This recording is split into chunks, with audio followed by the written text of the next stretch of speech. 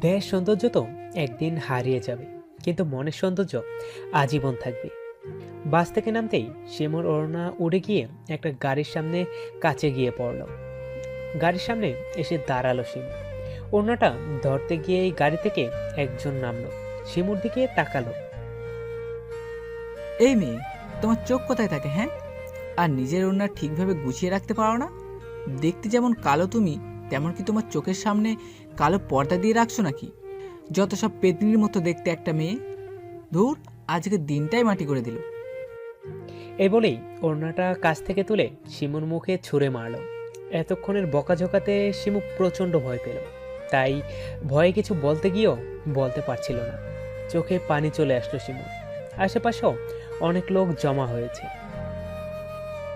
আমি মা- মানে আমি চুপ! হঠাৎ করেই একজন লোক বলে উঠল, এই যে অনেকক্ষণ ধরে আপনার অন্যায় দেখতেছি। মেয়েটার তার বাবা তো ক্ষমা চাইল, তারপরেও এত রাগ কিসের? যান, নিজের কাজে যান। বাকি সবাই একসাথে সমর্থন দেওয়াতে শুভ্র রেগে গাড়িতে উঠে চলে গেল। শুভ্র, পুরো নাম হৃদয় চৌধুরী শুভ্র। বাবা মায়ের আদরে বাদর হওয়া অহংকারী, বদমেজাজি, রাগী, জেদি ছেলে। অন্যদিকে শিমু, পুরো নাম জান্নাতুল ফেরদৌস শিমু। আজকে গ্রাম থেকে শহরে আসছে কলেজে ভর্তি হতে, কিন্তু এসেই এই বিপত্তি ঘটল। কিছুক্ষণ পর শিমু চলে গেল কলেজে। আজকে কলেজের হোস্টেলে উঠবে সে। কলেজে যেতেই দেখলো কিছু স্টুডেন্ট তাকে দেখে নিজেদের মধ্যে বলাবলি করছে আর হাসছে। সত্যিই শিমু দেখতে খুব কালো ছিল। মারে, তুই এখানে থাকতে পারবি তো? আব্বু, থাকতে তো হবেই আমাকে, আর আমাকে সব পারতে হবে। ঠিক আছে মা, কিন্তু যা দেখতেছি আমার খুব চিন্তা হচ্ছে তোর জন্য। এত চিন্তা করো না, কিছু হবে না। ঠিক আছে, চল। কিছুক্ষণ পরেই প্রিন্সিপালের রুম থেকে বের হয়ে আসলো শিমু। রেজাল্ট দেখে শিমুকে কলেজে অ্যাডমিশন দিলেও সবাই শিমুকে নিচু চোখে দেখে। প্রিন্সিপালের রুমের বাইরে যেতেই সামনের চেয়ারে একজন বসে আছে। বড় আব্বু, তুমি এখানে? মা, তুই আসবি বললি না কেন? আরে ভাইজান, তুমি এখানে? আর জানলে কিভাবে আমরা এখানে আসবো? জেনেছি কোনোভাবে। চল, বাসায় চল। না ভাইজান, শিমুলকে হোস্টেলে রেখে আমাকে বাড়ি যেতে হবে। এটা তুই কিভাবে ভাবলি যে আমার এত বড় বাড়ি থাকতে শিমু হস্টেলে থাকবে? ভাইজান, আমার ছেলে পরশকে তো তোমাদের বাসায় পড়ালেখা করতে দিয়েছিলাম, কিন্তু অতিরিক্ত ভোগ বিলাসিতায় ছেলেটা এখন আমাদেরকেই ভুলে গেল। আমি জানি আমার মেয়েটা এরকম কিছু করবে না, কিন্তু আমি আর তোমার উপর নির্ভর করে চলতে পারবো না। শিমু আমার মেয়ে, ওকে আমি কোনোদিন ঋদ্ধ থেকে আলাদা করে দেখিনি। তাই আমার মেয়ে আমার সাথেই যাবে। আর পরশের কথা বাদ দে, ওর কারো ভালোবাসা পাওয়ার যোগ্যতা নেই। ভাইজান, কেন পরশ সেটা করলো? বাদ দে সব, চল বাসায় চল। এখানের কাজ তো সব শেষ।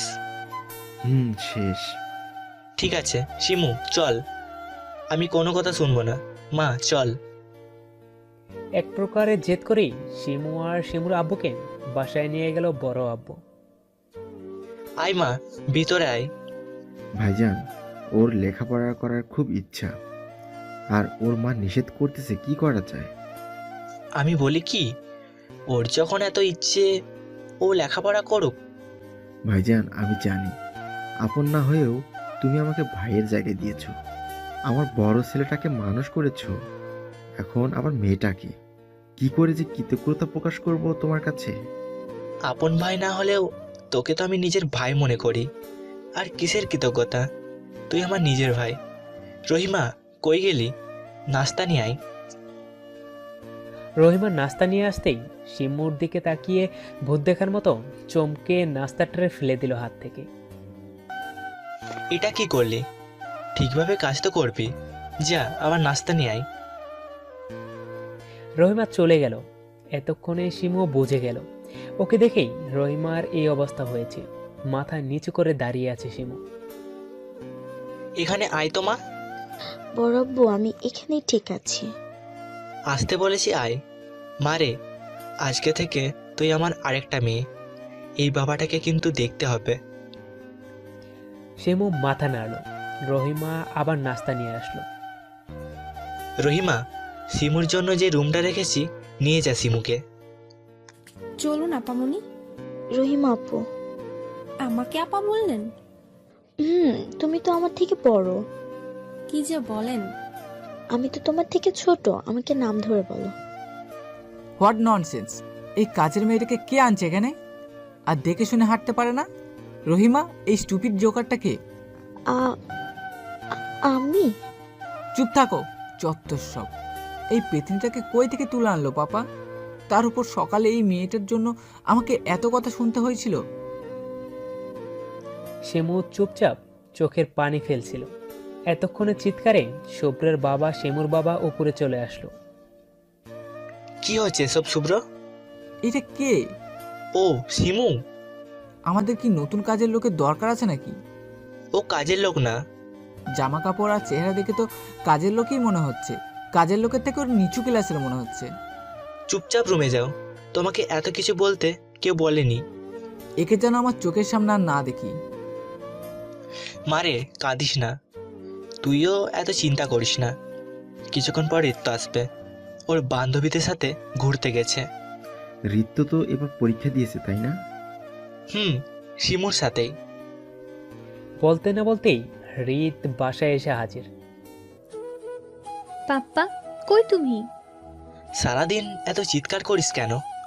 পাপা, আমার বাড়ি, আমি চিৎকার করব কার কি? দেখ, বাসায় অন্য কেউ আছে। কারা এরা? তোর কাকাই আর তোর কাজিন। পরশ ভাইয়ের বোন? হুম। এই, তুমি চলো তো আমার সাথে, চলো। আরে অবাক হচ্ছ কেন? তুমি তো আমার সমবয়সী, তাই না? হুম। তাহলে চলো, তোমার সাথে অনেক কথা বলবো। তোমার সম্পর্কে কত কি জানা বাকি আছে আমার। ঠিক আছে, চলো। আমি ভাবতেও পারিনি ঋত্য এরকম ভাবে শিমুলকে এই বাড়িতে মেনে নেবে। ঋত্য এরকমই, কিন্তু আমার ছেলেটা যে কেন এত বদমেজাজি হলো জানি না। চল নিচে চল, আমরা দুজন মিলে একটু গল্প করি। চলো। ওই শোনো, আমি আর তুমি একসাথে কলেজে যাব। তুমি আমার সাথে গেলে তোমার বান্ধবীরা অনেক বকবে তোমাকে। কি মনে করবে? তুমি অনেক ভালো, তাই তুমি আমার সাথে থাকবে। ঠিক আছে। আমি নিয়মিত কলেজে যাই না। কেন? আমার পার্টি, লং ড্রাইভ ভালো লাগে, তাই মাঝে মধ্যে চলে যাই। রাতে পার্টি করে দিনে ঘুমাই। তাহলে লেখাপড়া? ধুর, পড়ালেখা এত পড়ে কি হবে বলো তো? তোমার ভবিষ্যৎ? পাপার এত টাকা আছে কেন? খাবো, ঘুরবো, এসবের জন্যই তো। বাদ দাও এসব। ঠিক আছে। শোনো, তুমি এরকম কালো দেখতে কেন? কালো? এটাই তো আমার জীবনের সবচেয়ে বড় অভিশাপ। কি যে বলো তুমি! কিছুদিন থাকো আমার সাথে, তারপর দেখবা ঋত্য কি করে। তোমার হাসিটা সুন্দর আছে। শোনো, কলেজ খুলতে অনেক দিন বাকি। আমরা কিছুদিন শুধু ঘুরবো আর ঘুরবো। তোমার মতো এসব আধুনিক চলাফেরা করতে পারি না আমি। ও তাই তো, তোমাকে আমি শিখাবো সবকিছু। না, আমি এসব শিখবো না। শিখতে হবে, কোনো না শুনবো না। আজকে রেস্ট নাও, কাল থেকে তোমাকে আমি সব শিখাবো। আমি বলছিলাম কি, কোনো কথা না, শিখবে মানে শিখবে। মাথা নাড়ালে চলবে না, কাল থেকেই সব শুরু করব। ঠিক আছে। বিকেল গড়িয়ে রাত হয়ে গেল। রাত প্রায় 9টা বেজে গেল। রিত কোথায় বের হচ্ছে? ঋত্য, কই যাচ্ছ? পার্টি করব। এত রাতে? মাত্র 9টা। কখন আসবে? 12টায়। ঠিক আছে, আমি অপেক্ষা করব, তাড়াতাড়ি আসবে। করতে হবে না। আমি করব। আমার কথা মনে থাকলে তাড়াতাড়ি আসবে। তুমি যতক্ষণ আসবে না, আমিও খাবো না। ঠিক আছে, এখন টাটা। সাবধানে যাইও। রিত চলে গেল। শিমু রুমে চলে গেল। রাত প্রায় 12টা 30। রিত আসার কোনো খবর নেই। শিমু টেবিলে বসে আছে। ইস রে, 12টা 30। শিমু মনে হয় অপেক্ষা করছে। এই তোরা থাক, আমি আসছি। এত তাড়াতাড়ি চলে যাবে? যেতে হবে। রনি এখনো তো ঠিকমতো ড্রিঙ্কসও করে নাই। আমি বিল দিয়ে যাচ্ছি, তোরা থাক, আমাকে যেতেই হবে। Okay, bye. Bye guys. রিত রাত 1টায় বাসায় আসলো। শিমু, এই শিমু, রাগ করছো নাকি? সরি, ভুলে গেছিলাম। না, তবে অনেক রাত করে ফিরেছো। আমি তো মাঝে মধ্যে রাতেই ফিরি না। রাত থেকে ফিরবে, এখন খেতে আসো। ভাইয়া এসেছে? না তো, আমি দেখিনি। তাহলে মনে হয় ড্রিঙ্কস করতেছে। তুমিও করেছো নাকি? না, আমি অল্প খাই, তবে ভাইয়া অনেক ড্রিঙ্কস করে। আচ্ছা, ফ্রেশ হয়ে আসো। খাবার শেষ করেই রুমে যাওয়ার জন্য পা বাড়াতেই দরজার আওয়াজ শোনা গেল। শিমু দরজা খুলল। দরজা খুলতেই ড্রাঙ্ক অবস্থায় শুভ্র বাসায় ঢুকে। মুখ থেকে খুব বাজে গন্ধ আসছিল। হাঁটতে গিয়ে পড়ে যাচ্ছিল। শিমু ধরল শুভ্রকে। Don't touch me. নিজেকে দেখো আগে। পেতিনের মতো দেখতে, আবার আমাকে টাচ করে। ভাইয়া চলো, তোকে রুমে দিয়ে আসি। হৃদ শুভ্রকে সিঁড়ি বেয়ে উপরে উঠে শুভ্রের রুমে নিয়ে আসতেই বিছানার মধ্যে পড়ে গেল শুভ্র। শিমু চলো, ভাইয়া ঘুমাক। তুমি যাও, আসছি। হৃদ রুম থেকে নিজের রুমে চলে গেল। শিমু শুভ্রের মাথার নিচে একটা বালিশ দিল, তারপর জুতোগুলো খুলে দিল। উফ, কি সব খেয়ে এসেছে, কি রকম দুর্গন্ধ আসছে। ইস, এসব কি করছি আমি? কিন্তু পুরো শার্টের যে অবস্থা। শার্টের বোতাম খুলতে গিয়েই হাত সরিয়ে ফেলল। আস্তে আস্তে কাপা কাপা হাতে শুভ্রের শার্ট খুলে গায়ের ওপর কম্বল জড়িয়ে চলে যেতে চাইলেও শিমুর হাত ধরল শুভ্র। শিমু আর চোখে তাকিয়ে দেখল শুভ্র ঘুমাচ্ছে। ঘুমের মধ্যেই শুভ্র শিমুর হাত ধরল। কোনো মতে হাত ছাড়িয়ে নিয়ে দৌড়ে নিজের রুমে চলে গেল। শুভ্র হাত ধরাতে শিমুর হার্টবিট বেড়ে গেছিল। দৌড়ে এসে জোরে জোরে শ্বাস ফেলছে। খুব সকালে ঘুম থেকে উঠে নামাজ পড়ল শিমু। তারপর রুম থেকে বের হয়ে দেখলো এত সকালে তেমন কেউই ঘুম থেকে ওঠে না। তারপর বাগানে গিয়ে কিছুক্ষণ ঘুরলো। খুব সুন্দর ফুল ফুটে আছে বাগানে। তাছাড়া সকালের মিষ্টি বাতাস মন ছুঁয়ে গেল শিমু। আস্তে আস্তে রহিমার রুমে চলে গেল। রহিমা আপা। আরে শিমু, তুমি এত তাড়াতাড়ি উঠো? হুম। আমি ছাড়া কেউই এত তাড়াতাড়ি ঘুম থেকে ওঠে না। ও, কাজ আছে আমার, আমি যাইতাছি। চলো আমিও যাব। আচ্ছা চলো। সকাল 9টায় সবাই নাস্তার টেবিলে আসলো।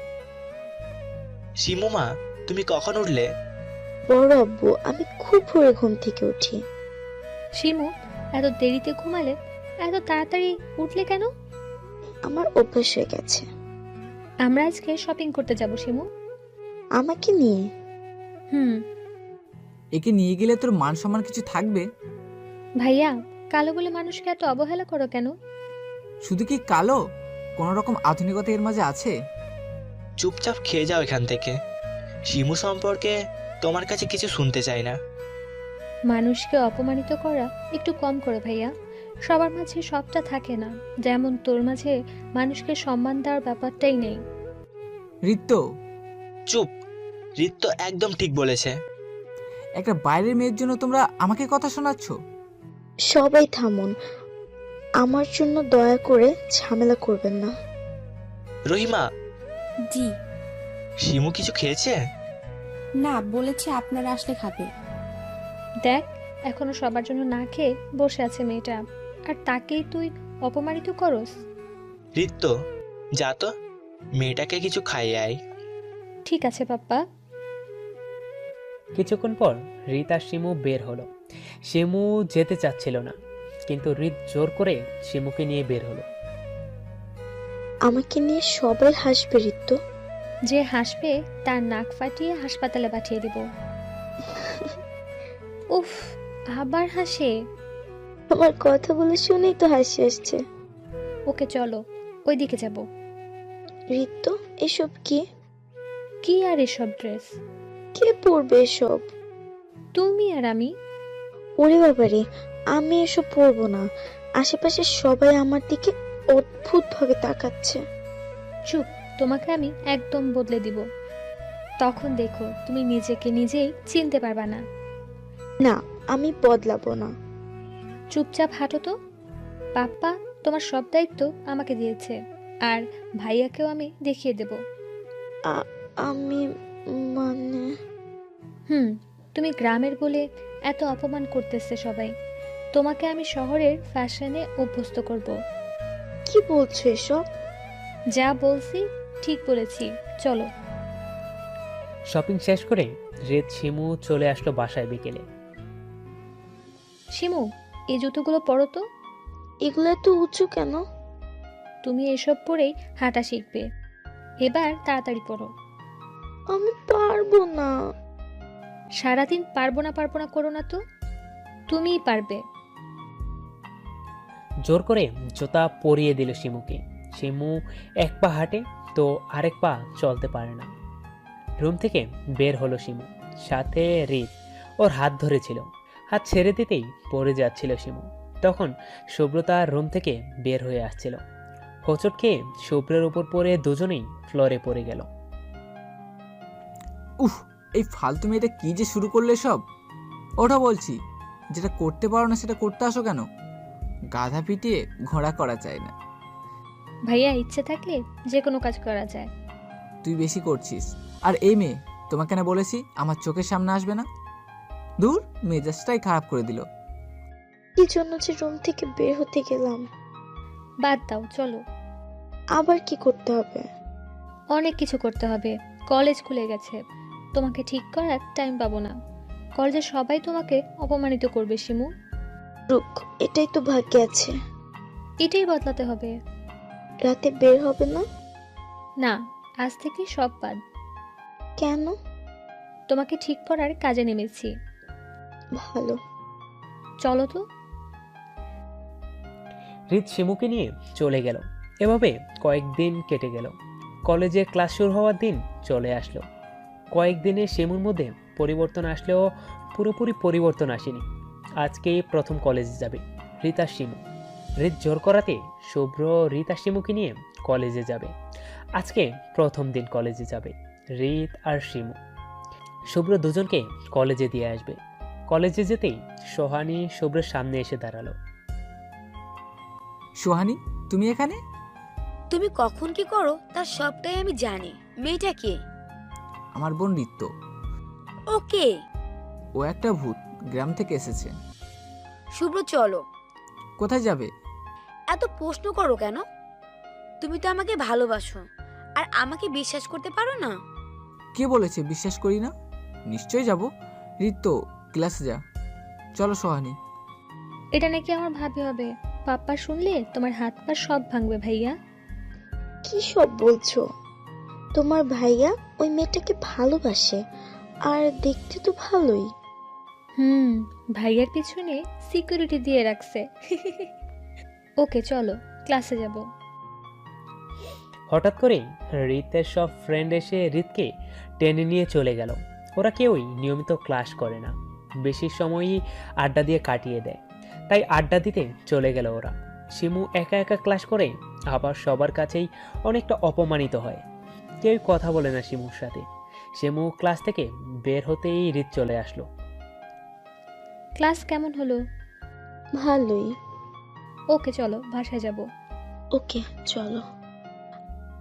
এভাবেই প্রায় প্রতিটা দিন সবার কাছেই অপমানিত হয় শিমু। রিত ক্লাসে থাকলে কেউ কিছু বলার সাহস পায় না, কিন্তু রিত ক্লাস করে না তেমন। হঠাৎ করেই ক্লাসে একটা নতুন মেয়ে আসলো। আরে, এটা কি করছো? ওর দিকে তাকিয়ে দেখেছো? আমি ওর পাশে বসলে তোমার সমস্যা কি? ক্ষেত মার্কা মেয়ে, তার উপর কালো। আর তোমার দিকে তাকিয়ে দেখো। আমার ব্যাপারে কেউ নাক গলাবে তা আমার একদমই পছন্দ না, তাই আমি যা খুশি তাই করব। তোমাকে কেউ ভাবতে বলে নাই। আমি এখানে বসবো, আর কিছু না বলে যাও এখান থেকে। এই বলেই শিমুর পাশে বসে গেল। পুষ্প যেমন সুন্দরী তেমনই জেদি একটা মেয়ে। পুষ্পের রাগ দেখে শিমু ভয় পেয়ে গেল। এই, তোমার নাম কি? আমি কিছু করি নাই, আমাকে বকো না। তোমাকে কে বকলো? নাম বলো। শিমু। এবার থেকে আমার সাথে থাকবে, আমার ফ্রেন্ড, কেমন? আমি তোমার ফ্রেন্ড হবে না? না হলে তোর গায়ে তেলাপোকা ছেড়ে দেব। না না, আমি আপনার সব কথা শুনবো। আপনি করে বলো কেন? আমরা ফ্রেন্ড, তুই বল। তো তুই। আরে এত ভয় পাচ্ছ কেন? আমরা তো ফ্রেন্ড।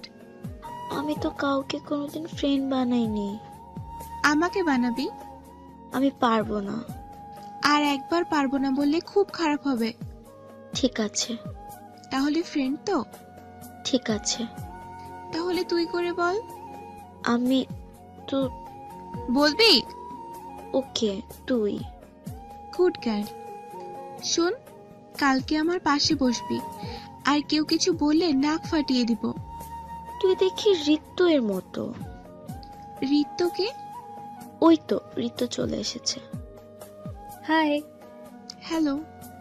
শুনছি কলেজে নিউ স্টুডেন্ট আসছে, তাহলে তুমি নুসরাত?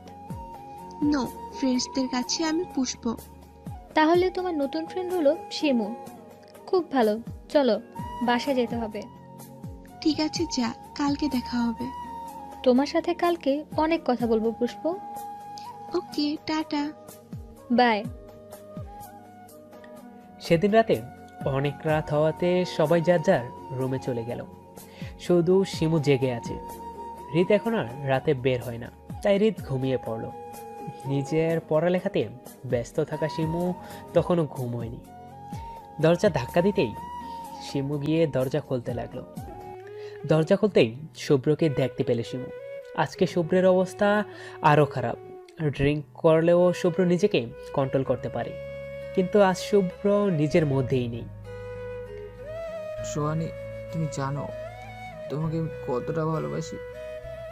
তুমি কেন আমাকে বিশ্বাস করো না? আমি শিমু। সোহানি, তুমি এমন করছো কেন আমার সাথে? আমি তো তোমারই, তাই না? তুমি যা চাও আমি তাই করি, তারপর আমাকে বিশ্বাস করো না কেন? বলেই টলমলো পায়ে আরো কাছে আসছিল শিমু। শিমু তার আগেই পেছনে সরে যায়।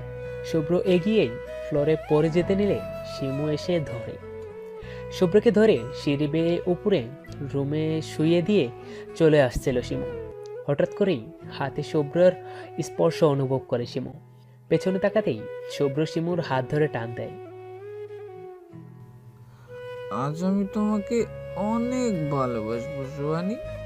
এতদিন যা চেয়ে এসেছিলে আমি তাই করব। কি করছেন এসব আপনি? আমি সোহানি না। আমার সাথে এটা করবেন না প্লিজ। চোখ দিয়ে অঝরে পানি পড়ছে শিমুর। শুভ্র সেই কান্নার দেখতেও চায়নি। একটা ছেলের সাথে পেরে উঠতে পারেনি শিমু। আস্তে আস্তে সারা রাত শিমুর ইচ্ছের বিরুদ্ধেই শিমুকে ভোগ করে গেল। নিজের ইচ্ছের বিরুদ্ধেই নিজের ইজ্জত হারালো শিমু। হয়তো এটাকেই ধর্ষণ বলে। পরের দিন খুব সকালে শিমুর নিজের প্রতি খুব ঘৃণা হচ্ছে আজ। কোনো মতে উঠে একবার শুভ্রের দিকে তাকালো। খুব ঘৃণা হচ্ছে শিমুর এই মানুষটার প্রতি। ইচ্ছে করছিল এরকম ছেলেকে মেরে ফেলতে। আস্তে আস্তে নিজের রুমে চলে গেল। শিমু নিজের রুমে এসে দরজা বন্ধ করে কান্না করছে। কি হয়ে গেল এসব? কিভাবে মুখ দেখাবে সে তার মা বাবাকে? গ্রামের সবাই জানলে তার ছোট বোনটারও বিয়ে হবে না। সে এতটাই খারাপ হয়ে গেল কিভাবে? না, সে আর এই পৃথিবীতে থাকবেই না। একজন ধর্ষিতার এই পৃথিবীতে থাকার কোনো অধিকার নেই। আর শুভ্র কোনো দিনও তাকে মেনে নিবে না। অনেকক্ষণ ভেবে নিজেকে শেষ করার সিদ্ধান্ত নিল শিমু। সকাল প্রায় 9টা। রিত পুরো বাসা খুঁজে ফেলল শিমুকে, কিন্তু কোথাও নেই। রহিমা আপু, বলো। শিমু কই? জানি না তো, প্রতিদিন সকালে আমার রুমে যেত, আজকে যাইনি। যাও পাপ্পাকে ডেকে আনো। পুরো বাড়িতে কোথাও শিমু নেই। রিত কান্না শুরু করে দিল শিমুর জন্য। চিৎকার চেঁচামেচিতে শুভ্রর ঘুম ভাঙল। তারপর নিজের অবস্থা দেখে নিজেই অবাক হয়ে গেল। কি ব্যাপার? আমি রুমে কিভাবে? কাল রাতে কী হয়েছিল কিছুই মনে করতে পারছি না কেন? কাল কি বেশি খেয়ে ফেলেছিলাম নাকি? শুভ্র ফ্রেশ হয়ে নিচে গেল। সবাই এতক্ষণে শিমুর জন্য কান্না করছে। ঋতু কান্না করছো কেন? ভাইয়া শিমুকে কোথাও পাওয়া যাচ্ছে না। যাক, ঝামেলা গেল। ভাইয়া তোর জন্য সবটা হয়েছে। আমি কি করলাম? এটা পর বুঝতে পারবি। মেয়েটাকে যখন আমি এনেছি তখন আমার কিছু দায়িত্ব আছে। আমি তোর মতো দায়িত্ব জ্ঞানহীন না। হঠাৎ করেই পুলিশ অফিসারের কাছে একটা কল আসলো। হাসপাতালে খোঁজ নিয়ে জানতে পারলাম মেয়েটা শিমুই। রিত খুব কান্না করে যাচ্ছে শিমুর জন্য। একটা বাইরের মেয়ের জন্য এত কান্না করার কি আছে? তোর জন্য সব হলো, তুই এতটা অমানুষ হয়ে গেলি কিভাবে? মানে আমি কি করলাম? তোর মতো নিচু মনের মানুষ আমার ভাইয়া ভাবতেও খারাপ লাগছে আমার। অনেকক্ষণ পর ডাক্তার বের হলো। ডাক্তার মাথা নিচু করে দাঁড়িয়ে আছে। ডাক্তার আঙ্কেল, শিমু কিছু হয় নাই তো? প্লিজ কিছু বলেন। ওর কি বিয়ে হয়ে গেছে? কাল রাতে ওর ওপর কেউ পশুর মতো অত্যাচার করেছে। তার মানে চিঠিটা সত্যি? ওর রিপোর্ট এসে গেলে স্পষ্ট হয়ে যাবে পুরো ব্যাপারটা। তবে আমি শিওর ওর সাথে ফিজিক্যাল রিলেশন করা হয়েছে। ডাক্তার, ও বাঁচবে তো? আমরা কিছুই বলতে পারছি না, প্লিজ ভেঙে পড়বেন না। ওনার নিজের বাঁচার কোনো ইচ্ছে নেই। আর এটা অ্যাক্সিডেন্ট না, সুসাইড করার চেষ্টা করছিল শিমু। ডাক্তার, শিমুর এখন কি অবস্থা? অ্যাক্সিডেন্টের পর খুব ব্লিডিং হয়, আর এর সাথে খুব খারাপভাবে শারীরিক সম্পর্ক করা হয়। আর আমার মনে হয় এটা অ্যাক্সিডেন্ট না, এটা সুইসাইড করতে চেয়েছিল শিমু। তবে এবারের মতো বেঁচে গেল। এই বলেই ডাক্তার চলে গেল। শুভ্রের আব্বু শুভ্রর সামনে গিয়ে ঠাস করে একটা চড় মারল শুভ্রকে। তোকে আমার নিজের ছেলে বলতে ঘৃণা হচ্ছে। ছি, তুই এতটা নিচে নামতে পারলি? জানতাম তুই রাতে ড্রিঙ্কস করিস, কিন্তু রাতে আর বাসায় আসিস না। তোদের মা মরে যাওয়ার পর আমি তোদের সব স্বাধীনতা দিয়েছি, আর তুই এইভাবে তার প্রতিদান দিলি? দূর হয়ে যা আমার চোখের সামনে থেকে। সরি বাবা, আমি বুঝতে পারছি না কাল রাতে কীভাবে এত কিছু হয়ে গেল। তুই এটা ঠিক করলি না ভাইয়া।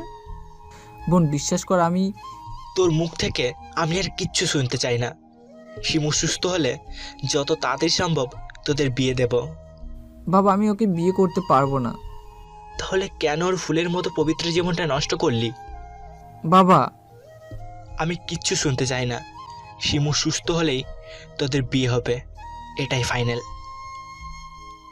এই বলেই শুভ্রের আব্বু চলে গেল। আর শিমু অসুস্থ বলে শিমুর আব্বু আম্মু আর শিমুর বোন সাথী সহ সবাই শহরে আসলো শিমুকে দেখতে। কিছুদিন পর শিমু এখন সম্পূর্ণ সুস্থ, তাই আমি সবাইকে উদ্দেশ্য করে একটা কথা বলতে চাই। বলো ভাইজান। আমি আমার শিমু মাকে শুভ্রের বউ করে এই বাড়িতে রেখে দিতে চাই। না ভাইজান, এটা কখনো সম্ভব না। তোমরা কোথায় আর আমরা কোথায়? আমাদের কি বা আছে? শুধুমাত্র টাকা পয়সার জন্য তুই আমার কথা অগ্রাহ্য করবি?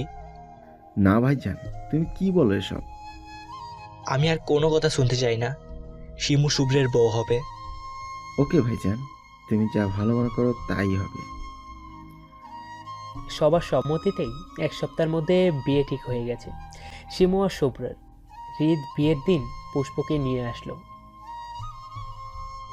পুষ্প, তুই এখানে কিভাবে আসলি? কেন, আমি নিয়ে আসছি শিমু। ও সরি ভাবি। না ঋত্য, আমি সব সময় তোমার কাছে শিমু হয়ে থাকতে চাই। ওকে মহারানী। চল রেডি করাই ওকে। রেডি হয়ে নিচে আসতেই পুষ্প পরশ মুখোমুখি হয়ে গেল। পরশকে দেখেই পুষ্প চোখ ছানা বড়া হয়ে গেল। পুষ্প, আপনি এখানে? শিমু দৌড়ে এসে জড়িয়ে ধরলো পরশকে, তারপর কান্না করতে করতে, আরে পাগলি কান্না করছিস কেন? আমি তো এসে গেছি। কেন আমাদের কোনো খোঁজ খবর নিলে না ভাইয়া? শিমু, ওর কাছ থেকে দূরে সরে আয়। আর এখানে কে আসতে বলেছে তোকে? চলে যা তুই এখান থেকে। বাবা, আমাকে তুমি ক্ষমা করে দাও, আমি ভুল করেছি।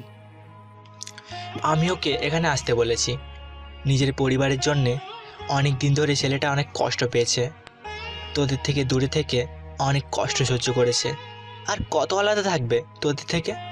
হয়তো শহরের চাকচিক্যে ওসব ভুলে গেছিল, আর ভুলে গেছিল ওর পরিবারকেও। কিন্তু 1 বছরে পরশ ওর ভুল বুঝতে পেরেছে। তাহলে 1 বছর কই ছিল ওর ভালোবাসা? কেন 1 বছর আগে আমাদের কাছে ফিরে আসেনি? 1 বছরে ও নিজের পায়ে দাঁড়িয়েছিল, এই বাড়ি থেকেও দূরে ছিল। আজ পরশ কলেজের টিচার। দেখ কত বদলে গেছে ছেলেটা। এসব আমাকে এতদিন বলনি কেন ভাইজান? আমি চেয়েছিলাম পরশ ওর ভুল বুঝতে পেরে নিজেকে বদলে তোদের সামনে যাবে। বাবা, আমি ভুল করেছি, আমাকে ক্ষমা করে দাও। শিমু সাথী সহ সবার চোখে পানি। আজ এতদিন পর শিমুর পরিবার ফেরত পেল পরশকে। পরশ এসে পায়ে ধরতে চাচ্ছিল শিমুর আব্বু। শিমুর আব্বু ওকে বুকে জড়িয়ে নিল। দুজনের চোখেই আজ পানি ঝরছে। পুষ্প সবার আড়ালে চলে যেতে চাইছিল। পুষ্প, আমি মানে আমার কিছু বলার ছিল তোমাকে। পুষ্প, ভাইয়া, তোমরা দুজন দুজনকে চিনো? চিনি। পুষ্প, আমি তোমার সাথে অনেক অন্যায় করেছি, ক্ষমা করে দাও আমাকে। তোমাকে প্রথম দেখেই ভালো লেগেছিল, তাই তোমার পিছনে ঘুরতাম। তুমি পাত্তা দিলে না দেখে কলেজ থেকে চলে আসতে বাধ্য করেছি তোমাকে। আমাকে ক্ষমা করে দাও পুষ্প। আমি এসব কিছু মনে রাখিনি। তুমি চলে আসার পর তোমাকে অনেক খুঁজেছি ক্ষমা চাওয়ার জন্য, কিন্তু পাইনি। আমি যা করেছি তা ভুল করেছি, আমাকে প্লিজ ক্ষমা করে দাও পুষ্প। বিশ্বাস করুন, আমি কিছুই মনে রাখিনি।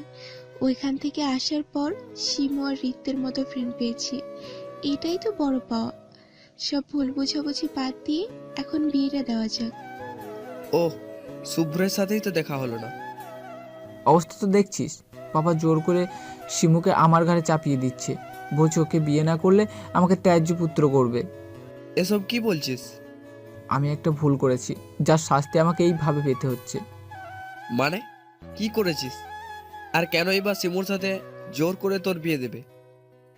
জানি দুই বন্ধু অনেকদিন পর একসাথে হয়েছেন, অনেক কথা জমা আছে, তারপরেও বলা যাবে। আগে বিয়েটা শেষ হোক, তারপর বাকি সব কিছু হবে। ঠিক বলেছিস, বিয়েটা আগে হয়ে যাক। চলো আমার সাথে। কোথায়? কথা আছে, আসো তো। হৃদ পরশ চলে গেল, বিয়েও সম্পূর্ণ হয়ে গেল। রাত প্রায় 2টা বেজে গেল। শিমু বাসর ঘরে বসে যে শুভ্রের জন্য অপেক্ষা করে যাচ্ছে, কিন্তু শুভ্রের খবর নেই। অপরদিকে শুভ্র বাগানে বসে একটার পর একটা সিগারেট শেষ করে ফেলল।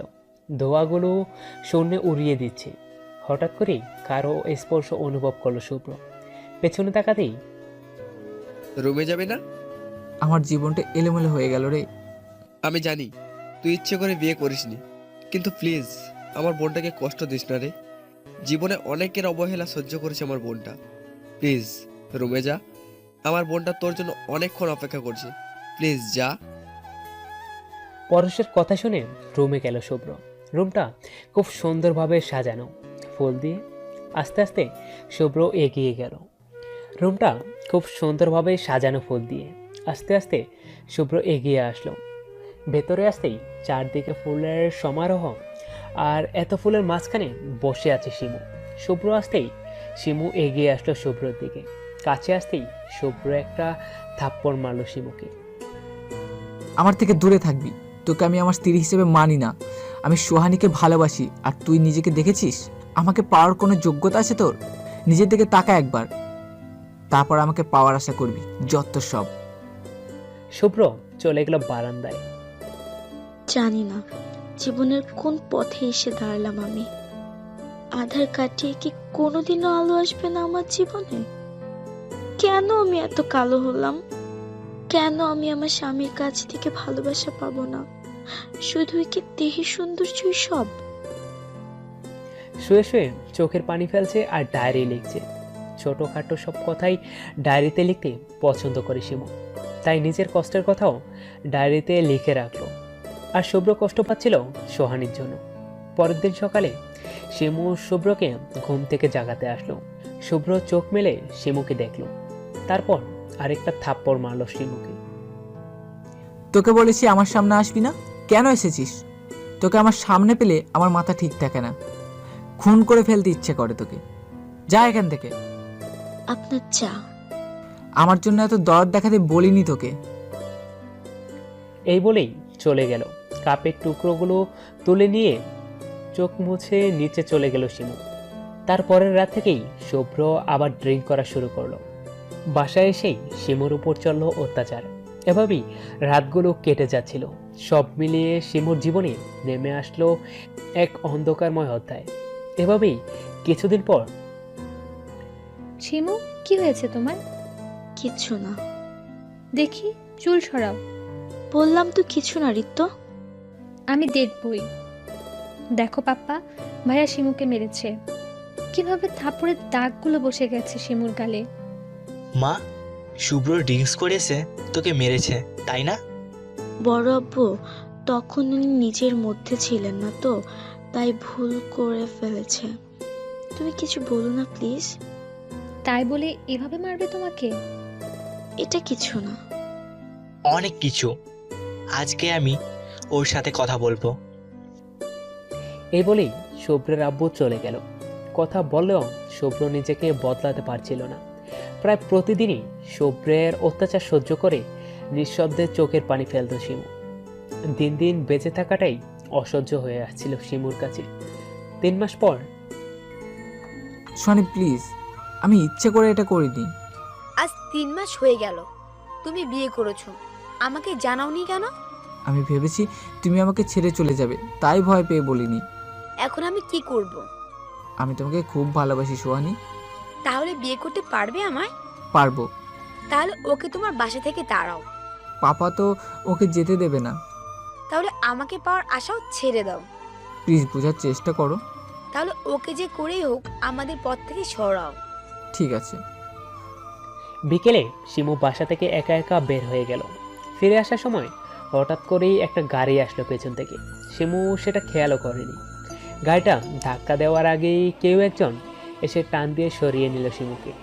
গাড়ির দিকে তাকিয়েই শিমু বুঝতে পারল গাড়িতে শুভ্র ছিল। অনেক ধন্যবাদ আপনাকে। দেখে মনে হচ্ছে লোকটা আপনাকে মারতে এসেছিল। চিনেন নাকি ওকে? আমার স্বামী। হোয়াট? প্রায় 3 মাস আগে বিয়ে হয় আমাদের। বিয়ে করার ইচ্ছে ছিল না আমাকে, বাধ্য হয়ে বিয়ে করেছে আমাকে। তাই হয়তো আমাকে তার পথ থেকে সরাতে এটা করলো। তোমার মতো একটা পিচ্চি মেয়ের বিয়ে কেন দিল তোমার বাবা মা? কি করব বলুন, ভাগ্যের নির্মম পরিহাস। আজ থেকে তুমি আর ওখানে থাকবে না। তাহলে আমি কি করব ভাইয়া? আমাকে ভাইয়া বলে ডাকলে। আজ থেকে এই বোনটার দায়িত্ব আমার। বোন, তোমার ওইখানে ফিরে যাওয়ার দরকার নেই।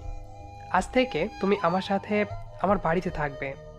আর আমি বুঝতে পেরেছি তোমার এই কালো রঙের জন্যই ও তোমাকে অবহেলা করছে। জানো, তোমার থেকে ছোট আমার একটা বোন আছে। আজ থেকে তুমিও আমার বোন। আপনার বাবা মা নেই? প্রথমত আমাকে ভাইয়া বলে ডাকো, তাই তুমি করে বলবে। আপনি কথাটা দূরের মনে হয়। আর আমার মা বাবা নেই, একটা পিচ্চি বোন আছে। কই সে? স্কুলে আছে। আজ থেকে এটা তোমার বাসা, তাই তুমি এখানে নিজের মতো করে থাকবে। আর তোমাকে আবার পড়ালেখা শুরু করতে হবে, আগের কলেজে না, এখানকার কলেজে। শিমুর চোখে পানি চলে আসলো। এত ভালোবাসাও তার ভাগ্যে ছিল। সারা জীবন সবার কাছে অবহেলিত ছিল, আর আজ কত ভালোবাসা পাচ্ছে রিফাতের কাছ থেকে। নিজের ভাইয়াও এত ভালোবাসতে পারেনি, আর অচেনা একটা মানুষ আজকে কত ভালোবাসা দিচ্ছে শিমুকে। আবার কি হলো? আমার বড় আব্বু রিক্ত আমার জন্য চিন্তা করবে, ওদেরকে তো সুখবরটা দেওয়া হয়নি। কি খবর? শিমু একটা রিপোর্ট দিল রিফাতের হাতে। আমি ভাবতেও পারছি না এত তাড়াতাড়ি মামা হয়ে যাব। তাহলে তোমার নিজের খেয়াল রাখাটা তো আরো গুরুত্বপূর্ণ। তোমার মাঝে এখন অন্য কেউ আছে, তাই ওখানে ফিরে যাওয়ার কোনো মানেই হয় না। আর ওই ছেলেটা তোমাদের দুজনের জন্যই ক্ষতিকর। বুঝাতে পারলাম তো তোমাকে? জি ভাইয়া, বুঝেছি। তাহলে ফিরে যাওয়ার কথাও বলবে না। আর তোমার কলেজে যাওয়ার দরকার নেই, আমি বাসায় সব ব্যবস্থা করে দিব। বাসায় পড়ালেখা করবে, কেমন? আমাকে এত কিছু দিচ্ছেন ভাইয়া? জানো, আমার আম্মুর খুব ইচ্ছে ছিল তোমার মতো মেয়েদের পাশে দাঁড়ানো, কিন্তু আম্মুর ইচ্ছে পূর্ণ হলো না। আমি না হয় একজনের পাশে দাঁড়াই। তোমার ঋণ শোধ করার মতো কিছুই যে নেই আমার। তোমাকে কেউ ঋণ শোধ করতে বলেছে? শুধু তোমার ভাই হয়ে ভাইয়ের দায়িত্বটা পালন করতে পারলেই হয়। আর এখন চলো, তোমাকে তোমার রুম দেখিয়ে দেই। রিফাত শিমুকে নিয়ে উপরে এসে একটা রুম খুলে দিল শিমুকে। ধীরে ধীরে সময় চলে যাচ্ছিল। রিফাত, রিমু আর টিচারের সহযোগিতায় শিমু আগের থেকে অনেকটা বদলাতে শুরু করলো। এভাবেই কেটে গেল 5টা বছর। ফ্রেন্ড, তুমি কই? এই তো ফ্রেন্ড, এখানে। ফ্রেন্ড, মাম্মা আমাকে বকেছে। শিমু, তুমি আমার ফ্রেন্ডকে বকলে কেন? ভাইয়া, তোমার জন্য মেয়েটা এরকম হয়েছে, কথাই শোনে না। ফ্রেন্ড এসব কি বলতেছে? আমি শুনি তো সব কথা। আচ্ছা চলো, আমরা খাবার খাবো। চলো ভাইয়া। তাসপিয়া শিমুর মেয়ে, পুরো নাম তাসপিয়া জাহান জেরি।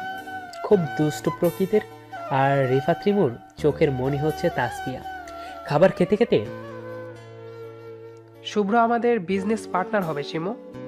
শুভ্র? আবার 5 বছর আগের কষ্ট অবহেলাগুলো চোখের সামনে ভেসে উঠল শিমুর। চোখ পানিতে টলমল করছিল। কান্না করবে না, ওর কাজের উপযুক্ত জবাব দেওয়ার সময় এসেছে। আমাকে চিনে ফেলবে না তো ভাইয়া? না চেনার কোনো সম্ভাবনা নেই। যে রঙের জন্য শুভ্র তোমাকে অবহেলা করেছে, সেই রঙটাই তো এখন আর নেই। আর 5 বছরে তুমি অনেক কিছু শিখেছ। শুভ্রের কাজের জবাব দিতে পারবে না তুমি? আমাকে পারতেই হবে। আমার মেয়েটা কোনো অধিকার পায় নাই ওর কাছে, বাবার আদর আর ভালোবাসাও পায় নাই। আর ও তো 4টা মাসের মধ্যে একটা দিনও অত্যাচার করতে ছাড়েনি আমাকে। আর আমাকে যেভাবেই হোক পারতেই হবে। মিটিং আর 30 মিনিট পর। ওকে রিমু, তুমি একটা কাজ করো, তাসবিহাকে বাসায় নিয়ে যাও। মাম্মা, তুমি যাবে না? না আম্মু, আমার একটু কাজ আছে, তুমি বাসায় চলে যাও। না, আমি মাম্মা আর ফ্রেন্ডকে ছেড়ে যাব না। এই নাও তোমার চকলেট ফ্রেন্ড। এবার যাবে তো? Love you friend. Love you too friend. Hello mister Rifat সাহেব। Hi, nice to meet you. Thank you, same to you.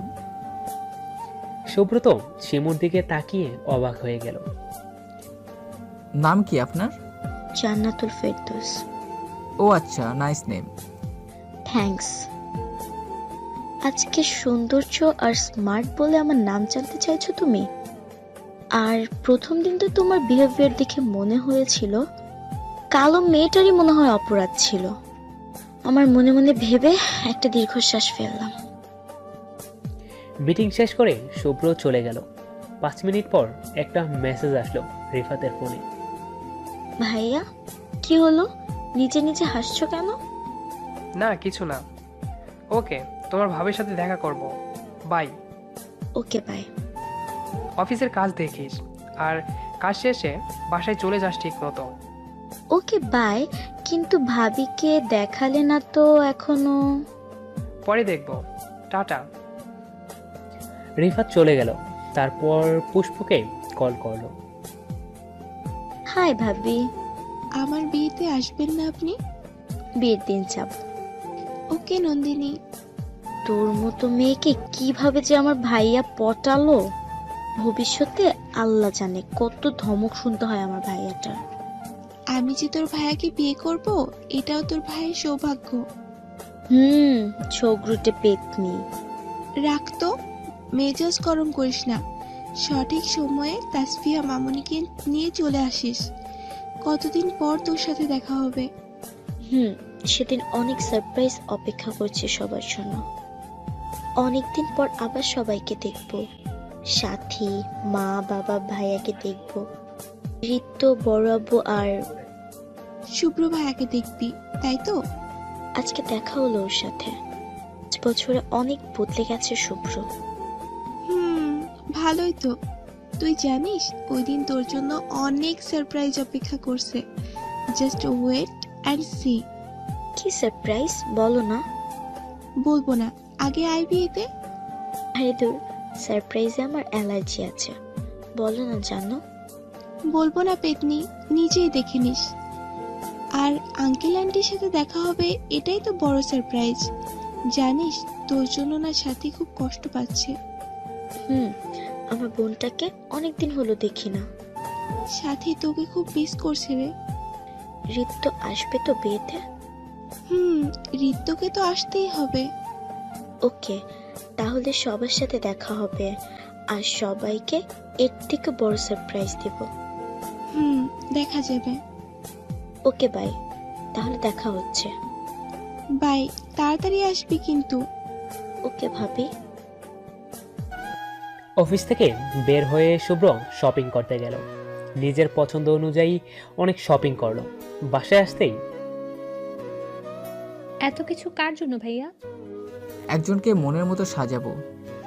ভালো। সায়নীর জন্যই আজ আমি সত্যিকারের ভালোবাসা বুঝতে পেরেছি। শাইনি তো কিভাবে না ঠকালে বুঝতেই পারতি না শিমু তোকে কতটা ভালোবাসে। ওই দিনগুলো আমি এখনো ভুলিনি রে। সায়নী এরকম করতে পারে ভাবতেই পারিনি। কি করেছে? তুমি কি করেছিল শাইনি? বাদ দাও তো এসব। না, আমি শুনবো। ঠিক আছে বলছি। সায়নীর ভাই শাওন ঋত্যকে ভালোবাসতো। ঋত্য তখন মাত্র এসএসসি পরীক্ষা দিচ্ছিল। তখন শাওনকে প্রপোজ করাতে ঋত্য শাওনকে অপমান করে। তারপর শাওন ঋত্যকে কিডন্যাপ করে। তার জন্যই শায়নকে মেরেছিলাম আমি। তখন ভাইয়া খুব বাজেভাবে মেরেছিল ওকে। 1 মাস হাসপাতালে ছিল শাওন। আমার বোনের দিকে নজর দেওয়ার সাহস হলো কি করে? তাই মেরেছি। এখন তাহলে আমার কি হবে? তোমার সাথে তো কম হলো না। তাহলে এই কারণে শাইনি শুভ্র ভাইয়ের সাথে ভালোবাসার অভিনয় করে? আচ্ছা বাদ দাও এসব। তুমি হঠাৎ এখানে? আমাকে বাইরে রেখে এসেছো কেন ফ্রেন্ড? ফ্রেন্ড? তোমাকে বললাম আমি না বলা পর্যন্ত ভেতরে আসবে না। কেন এসেছো? আমার একা একা ভয় লাগছিল। তাসফিয়া মামুনি, আমি তোমাকে চিনি। কিভাবে? বললে ফ্রেন্ড বকা দিবে আমাকে। দিলে আমি বকে দিব। আমি দেখেছি ফ্রেন্ড তোমার ছবি সারাদিন দেখে, চুমু দেয় আবার। চিটিং করতেছো ফ্রেন্ড? একেই বলে আমার মেয়ে। তোমাকেও দেখেছি আমি। কোথায় দেখেছি শুনি? মাম্মাম তোমার ছবি নিয়ে রাতে কান্না করে। পাকা বুড়ি, আর কাঁদতে দেব না তোমার মাম্মামকে। কিন্তু কান্না করে কেন? আর তুমি কে? শিমুকে আসতে দিল? শিমুকে অফিসের কাজে বিজি রেখে চলে এসেছি। এই তুমি কে বলো না কেন? তোমার বাবাই। আমার বাবাই নেই, মামুনিই বলেছে। না, আমিই তোমার বাবাই। ফ্রেন্ড, এটা আমার বাবাই। এই তোমার বাবাই। তাহলে আমারও বাবাই আছে। একবার বাবাই বলে ডাকো মামুনি আমাকে। তোমার চোখে পানি কেন? ফ্রেন্ড, বাবাইকে ডাকবে না? তুমি তো বাবাই বাবাই করে কত কান্না করতে। বাবাই, আমার বাবাই।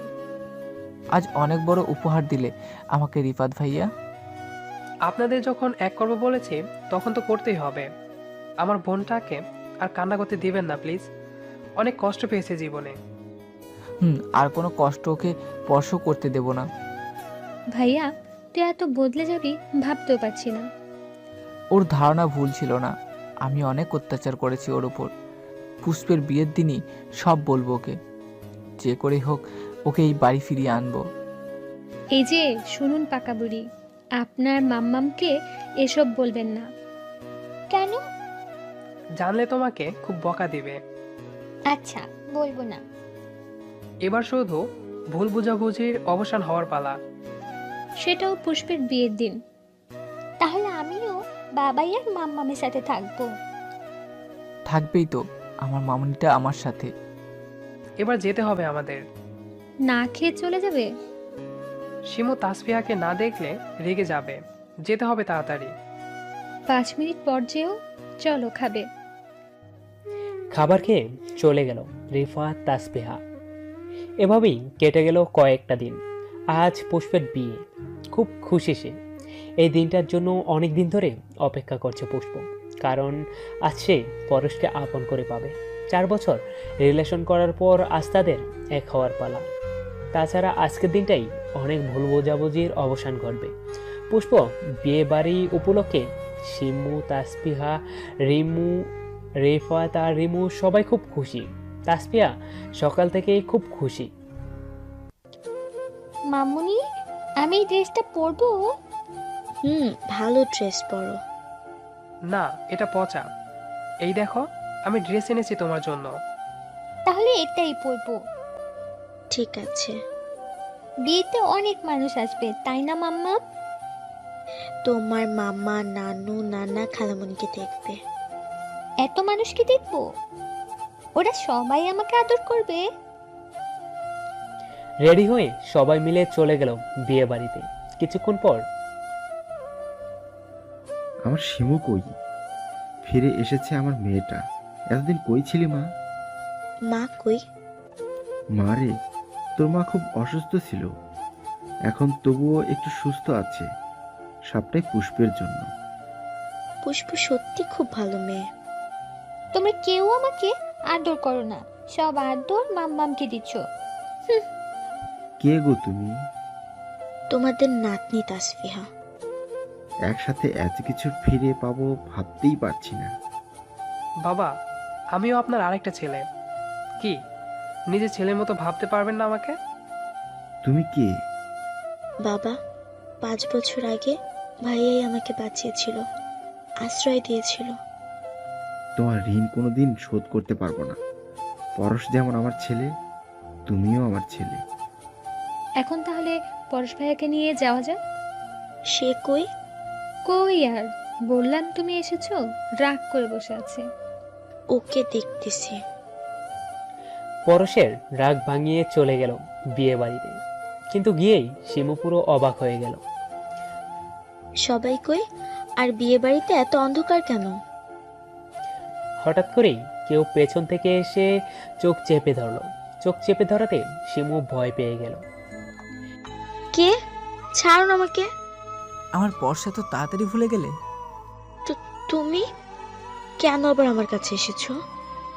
ভালোবাসা দিয়ে অবহেলা মুছতে? চাই না আমার তোমার ভালোবাসা। আমার চাই তোমাকে আর আমার মেয়েকে। ছাড়ো বলছি। আর একটু। কিছুক্ষণ পর চোখ ছেড়ে দেখতেই শিমু দেখলো একটা ছোট্ট কাচের টেবিলে কেক, মোমবাতি আর বেলুন দিয়ে সাজানো 4-5টা। এসবের মানে কি? সরি। প্রয়োজন নেই। আমি আমার ভুল বুঝতে পেরেছি। আচ্ছা, এখন আমি স্মার্ট, আগের মতো কালো না, তাই? বিশ্বাস করো, তোমাকে অনেক খুঁজেছি কিন্তু পাইনি। পরে রিফাতকে পেলাম। ভাইয়া? শিমু, তোকে বলেছিলাম তো আমি একজনকে ভালোবাসি। আমি রিক্তকে ভালোবাসি, তাই ওর ভাইয়ার সাথে কথা বলতে গিয়েছিলাম। ওইখান থেকে ওকে দেখে চিনতে পেরেছি। আমাকে সব লুকিয়ে গেলে ভাইয়া? সরি বোন, ওইখানে শুভ্র ক্ষমা চেয়েছে আমার কাছে। তুই প্লিজ ওকে ক্ষমা করে দে। একদম চুপ। শিমু প্লিজ, আমার রাগ ওর উপর উঠাবে না। তোমাকে ছাড়া 4টে বছর কষ্ট পেয়েছি আমি। একবার পেয়েও অবহেলায় হারিয়েছি তোমায়, আবার হারাতে পারবো না শিমু। আমি আর একটা কথাও শুনতে চাই না। আমি থাকবো না তোমার সাথে, আমি বাবার সাথে থাকবো। এই বলেই তাফসিয়ার হাত ধরে টেনে নিয়ে চলে যাচ্ছিল। শিমু চোখের পানি নিয়ে তাকিয়ে আছে তাসবিহার চলে যাওয়া দেখে। আমি তোমাদের দুজনের সাথেই থাকতে চাই। তুমি আর বাবাই ভাব করে নাও মাম্মাম। বাবাই আসো, আমি তোমাদের ভাব করিয়ে দেব। সরি শুভ্র, আমি হেরে গেলাম, পারলাম না তোমাদের এক করতে। না ভাইয়া, তোমার জন্যই আমি ওদেরকে দেখালাম। আবার আমার মেয়েটাকে কাছে পেলাম। ওরা আমাকে ছাড়াই হয়তো ভালো থাকবে। দাঁড়া শিমু, আমার বিয়েতে এসে তুই এভাবে চলে যেতে পারিস না। তোর কি মনে হয় এটা কোনো বিয়ে বাড়ি, নাকি আমাকে নিয়ে গেম খেলার জন্য সবাই মিলে আমাকে এখানে নিয়ে এসেছিস? তোর কি মনে হয় আমি তোর জীবন নিয়ে গেম খেলার জন্য এখানে এনেছি? আমার তো এটাই মনে হচ্ছে। আজ তোদের বিয়ের 6 বছর হতে চললো। এই দিনটার কথাও তোর মনে নেই? আজকের দিনটার কথা মনে করে শুভ্র ভাইয়াকে শেষবারের মতো ক্ষমা করে দে প্লিজ। হঠাৎ করেই শুভ্র পুরো কাচের টেবিলটা ধাক্কা দিয়ে ফেলে দিল। টেবিলে থাকা কাচের গ্লাসগুলো টেবিলটা টুকরো টুকরো হয়ে গেল। হ্যাঁ, আমি করেছি সব। 4টে বছর নিজের মেয়ের থেকে দূরে থেকেও আমার অপরাধের শাস্তি হয়নি। যেদিন বুঝলাম তোমাকে অবহেলা করার মাধ্যমেই আমি তোমাকে ভালোবেসে ফেলেছি, সেদিন থেকে পাগলের মতো খুঁজেছি তোমাকে। তোমাকে না পাওয়ার আগের রাতগুলো প্রতিটি রাতই কাটতো নির্ঘুম। তারপরেও আমার অপরাধের শাস্তি হয়নি। ঠিক আছে, এবার তোমার সামনে আমি নিজের শাস্তি বেছে নিয়েছি। তাতেও যদি আমাকে ক্ষমা করতে না পারো, আরও শাস্তি দিও আমাকে, আরও শাস্তি দিও আমাকে। এই বলেই খালি পায়ে কাচের টুকরোগুলোর উপর হাঁটা শুরু করলো। কাজগুলো ঢোকা শুরু করছিল শুভ্রর পায়ে। পা কেটে রক্ত বের হচ্ছিল, তারপরও হেঁটে যাচ্ছে। তুই তো এরকম ছিলি না, এতটা স্বার্থপর কিভাবে হলি তুই? শিমু, প্লিজ এসব আটকাও। আমি তো আমার এই বোনটাকে চিনতাম না। আমার বোনটা তো সবাইকে ভালোবাসতো, নিজে কষ্ট পেলেও অন্য কাউকে কষ্ট দিত না। হঠাৎ করেই একটা কাচের টুকরো শুভ্রর পায়ে পুরো গেঁথে যাওয়াতে চিৎকার দিয়ে উঠল শুভ্র। এরকম দেখে আর থাকতে পারছিল না শিমু। অনেকগুলো কাচের টুকরো সামনে রেখেই ওসবের উপর দিয়ে দৌড় চলে গেল শুভ্রর কাছে। গিয়েই জড়িয়ে ধরে কান্না করে দিল।